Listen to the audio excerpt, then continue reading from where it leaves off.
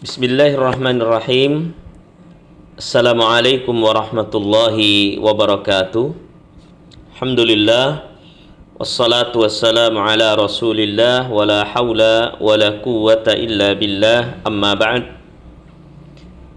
Jamaah yang dimuliakan oleh Allah subhanahu wa ta'ala, pembahasan kita materi akidah pada kesempatan malam hari ini adalah tentang tauhid dan jenisnya.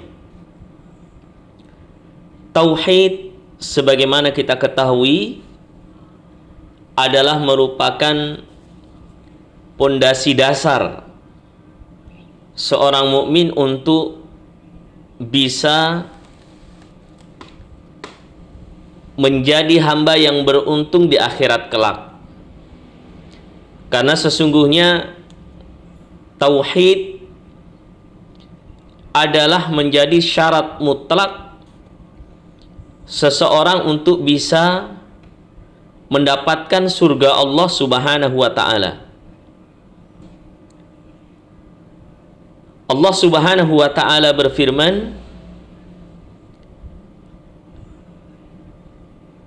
innahu may yushrik billah faqad harramallahu alaihil jannah. Siapa yang menyekutukan Allah maka diharamkan surga baginya. Kemudian dalam ayat yang lain Allah subhanahu wa ta'ala menjelaskan orang yang jatuh dalam kesyirikan itu hapus seluruh amalnya. La in asyrakta la yahbatanna amaluk wa la takunanna minal khasirin. Jikalau engkau menyekutukan Allah subhanahu wa ta'ala, niscaya hapus amalanmu dan engkau termasuk orang-orang yang merugi. Maka tauhid ini menjadi hal penting untuk bisa mendapatkan keselamatan fid dunya wal akhirah.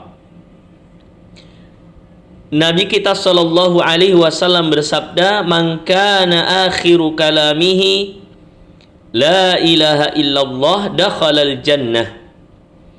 Siapa yang akhir kehidupannya mengucapkan kalimat la ilaha illallah dakhalal jannah, maka dia akan masuk ke dalam surga.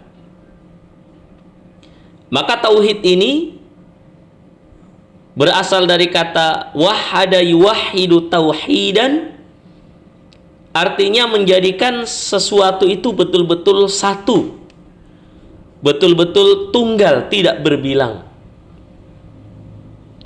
Di mana para ulama kita menjelaskan bahwa tauhid ini an yatayaqqan al-abdu anna Allah wahidun la syarika lahu fi rububiyatihi wa uluhiyatihi wa asma'ihi wa sifatihi.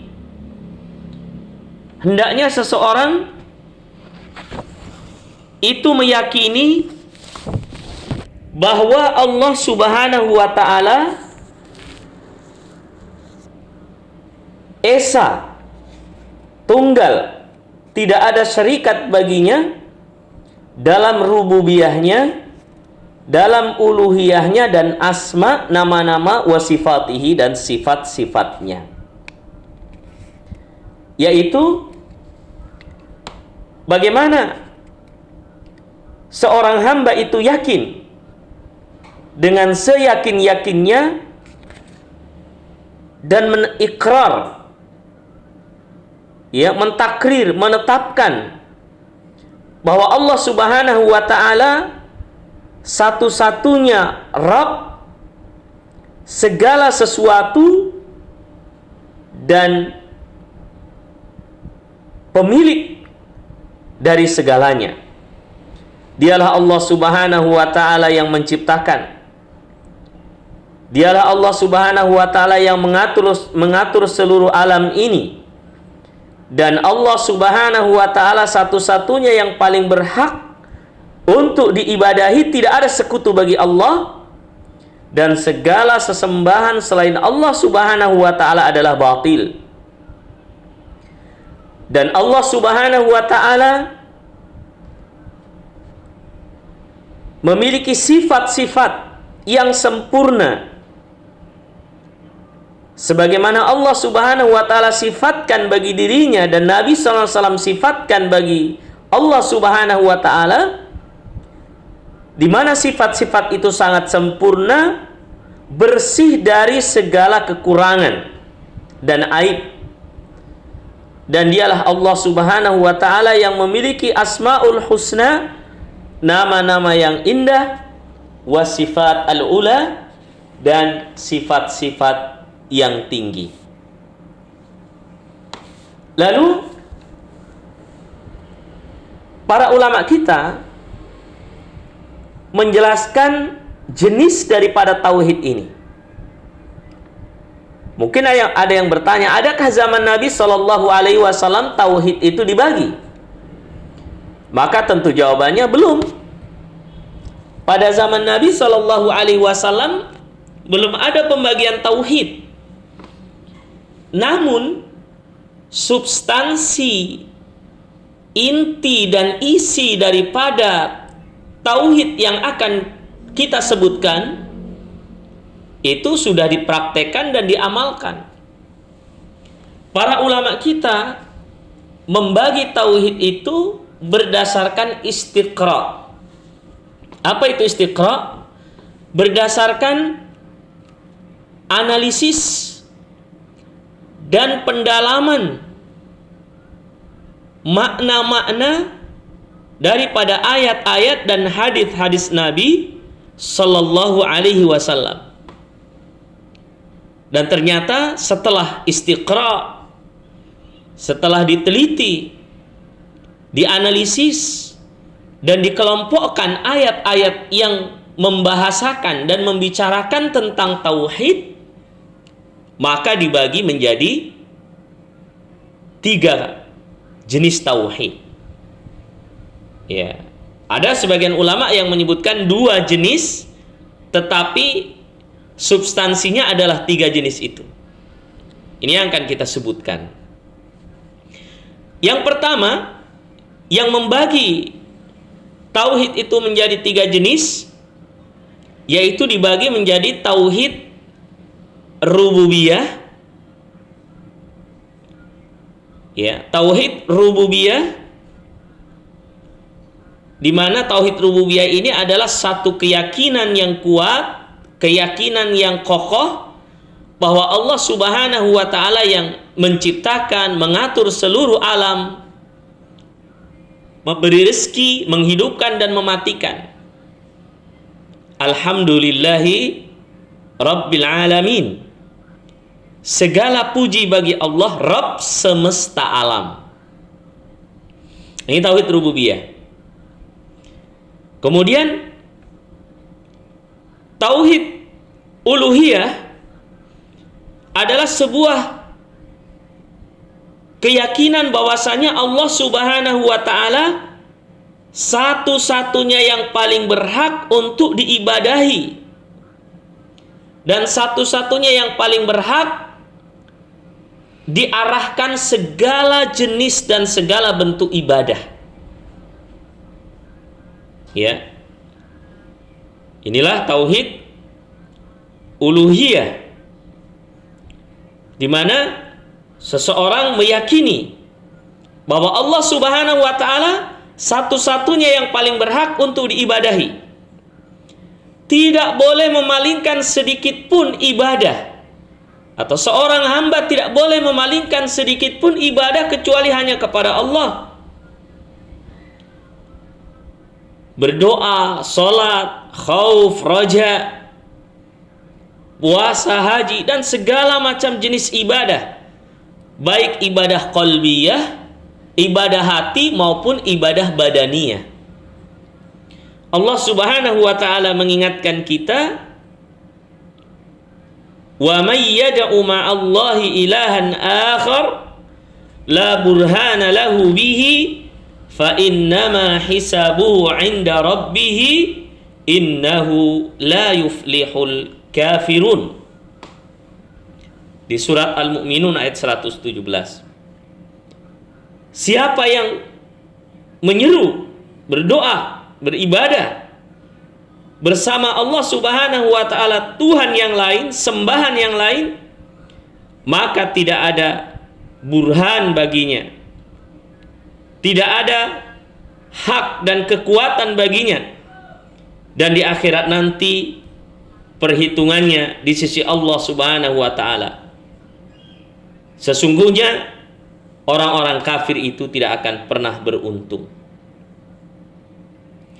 Jamaah yang dimuliakan oleh Allah Subhanahu wa taala, tauhid uluhiyah inilah yang banyak diingkari oleh manusia.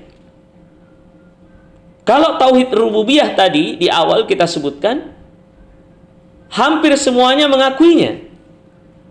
Ya.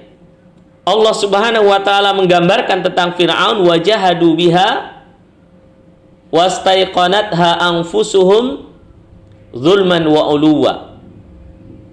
Mereka menolak dengan lisan-lisannya, tetapi jiwanya, hatinya itu meyakini. Adapun tauhid uluhiyah inilah yang menjadi misi dakwah para nabi dan rasul, di mana semua nabi, semua rasul, mereka memiliki misi yang sama. Apa misinya? Mendakwahkan tauhid uluhiyah ini. Allah Subhanahu wa taala menyebutkan di surat Al-Anbiya ayat 25, ba'da a'udzu billahi minasyaitonir rajim, wa ma arsalna min qablika mir rasulin illa nuhi ilaihi annahu la ilaha illa ana fa'budun. Dan tidaklah kami mengutus sebelum engkau, wahai Muhammad, seorang rasul, kecuali kami wahyukan kepadanya bahwasannya tidak ada ilah, tidak ada sesembahan yang berhak disembah illa ana, kecuali aku. Fa'budun, maka sembahlah aku. Ayat yang lain yang senada dengan ini, semakna dengan ini, di surat An-Nahl ayat 36. Allah Subhanahu wa taala berfirman, "Wa laqad ba'atsna fi kulli ummatin rasulan an i'budullaha wajtanibut taghut." Dan sungguh kami telah mengutus setiap umat itu seorang rasul yang tugasnya adalah agar mereka beribadah kepada Allah dan meninggalkan yang namanya taghut. Inilah tauhid yang menjadi sebab permusuhan antara para nabi, para rasul dengan umatnya. Karena kalau keyakinan Allah yang menciptakan, hampir semuanya mengakui. Wala in sa'altahum man khalaqas samawati wal ard la yaqulunna Allah. Seandainya engkau menanyakan kepada mereka siapa yang menciptakan langit dan bumi, niscaya mereka akan mengatakan Allah. Tetapi meyakini itu saja belum cukup, kecuali harus mengarahkan segala ibadah hanya kepada Allah. Orang-orang kafir Quraisy, mereka meyakini bahwa Allah sang yang menciptakan, Allah yang memberi mereka rezeki. Tapi mereka dikatakan musyrikun, dikatakan orang-orang musyrik, orang kafir Quraisy, mereka haji meskipun dengan tata cara yang tidak syar'i. Mereka beribadah, tapi selain beribadah kepada Allah, mereka juga memalingkan beberapa jenis ibadah kepada selain Allah. Allah tidak ingin, tidak mau disekutukan. Ya. Man asyraka ma'i ghairi taraktuhu wa syirkahu. Siapa yang menyekutukan aku dengan selainku, maka aku akan tinggalkan dia dengan sekutunya. Ini jelas. Dalam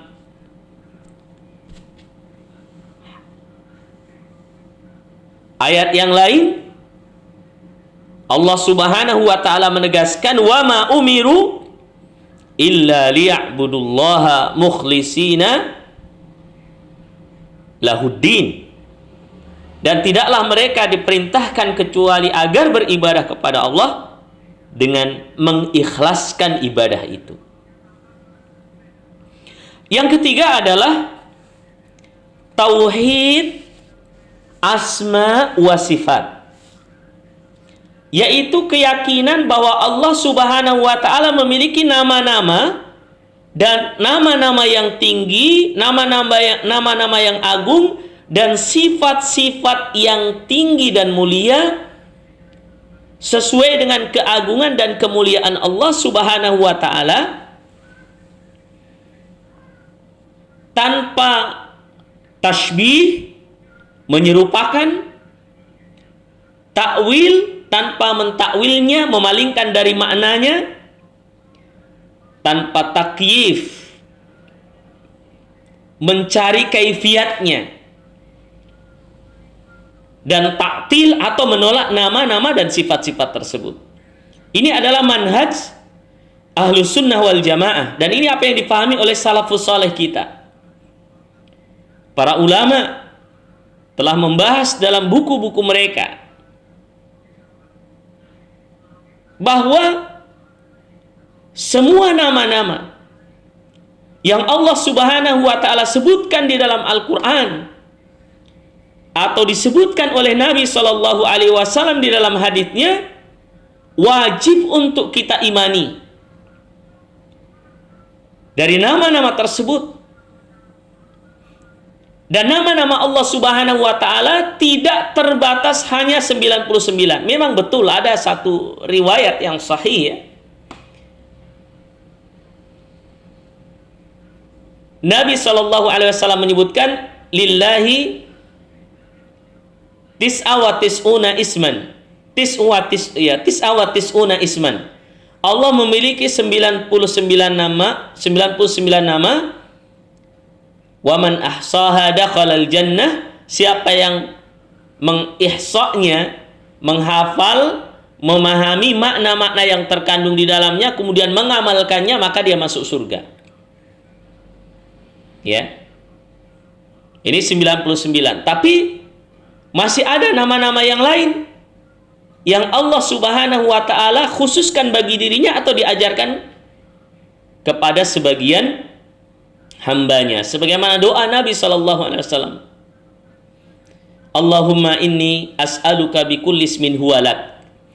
Ya Allah, aku berlindung kepada Engkau dengan ya Allah, aku mohon kepada Engkau dengan nama yang Engkau beri nama untuk dirimu. Awis ta'sarta fi ilmil ghaibi indak, dan apa yang Engkau khususkan bagi dirimu. Au 'allamtahu ahadan min khalqik, atau apa yang Kau ajarkan dari salah seorang dari hambamu. Nah, ini menunjukkan bahwa selain 99 nama, dan ini berdasarkan Quran dan hadis-hadis Nabi Shallallahu Alaihi Wasallam, kita pahami nama-nama itu Ar-Rahman, Ar-Rahim, Al-Ghafur, Al-Mutakabbir, dan nama-nama yang lain dari nama-nama Allah Subhanahu wa taala wajib kita imani. Nama dan sifat. Tapi perlu diingat bahwa manhaj Ahlus Sunnah wal Jamaah adalah menetapkan nama-nama dan sifat-sifat itu sesuai dengan keagungan dan kemuliaan Allah. Contoh, misalnya Allah Subhanahu wa taala Maha Penyayang. Ya, tentu Maha Penyayangnya Allah Ar-Rahman, Ar-Rahim Ya, maha penyayangnya Allah Subhanahu wa taala sesuai dengan keagungan dan kemuliaan Allah.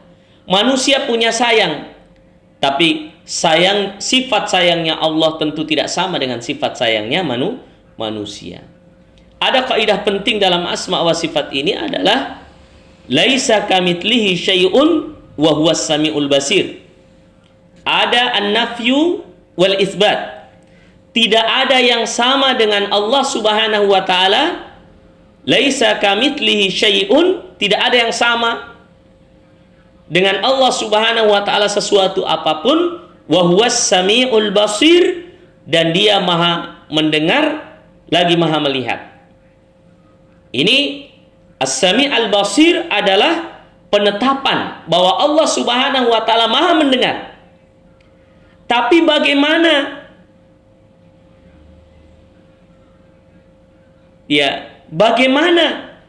cara Allah Subhanahu wa taala mendengar dan sebagainya, itu kita kembalikan kepada Allah. Tidak boleh disamakan dengan makhluknya. Manusia punya pendengaran, makhluk yang lain punya pendengaran. Allah maha mendengar. Ingat kaidahnya, laisa kamitslihi syai', tidak ada yang sama. Meskipun kita tetapkan bahwa salah satu nama Allah As-Sami', ya, Allah maha mendengar, tetapi tidak boleh menyamakan dengan makhluknya. Ya, wa huwas samiul basir. Ini kaidah penting dalam asma wa sifat supaya kita memahami ini dengan baik. Kenapa kita perlu mengimani asma wa sifat ini dengan benar? Allah Subhanahu wa taala mengatakan walillahil asmaul husna fad'uuhu biha. Allah Subhanahu wa taala memiliki nama-nama yang indah dan baik, maka berdoalah dengan nama-nama itu. Ya Razzaq urzuqna, Ya Rahman irhamna, Ya Tawwab tub alaina, dan seterusnya. Maka memahami nama dan sifat Allah ini penting. Dia akan menjadi asupan kejiwaan yang luar biasa dalam diri kita untuk semakin taat kepada Allah Subhanahu wa taala. Barakallahu fikum.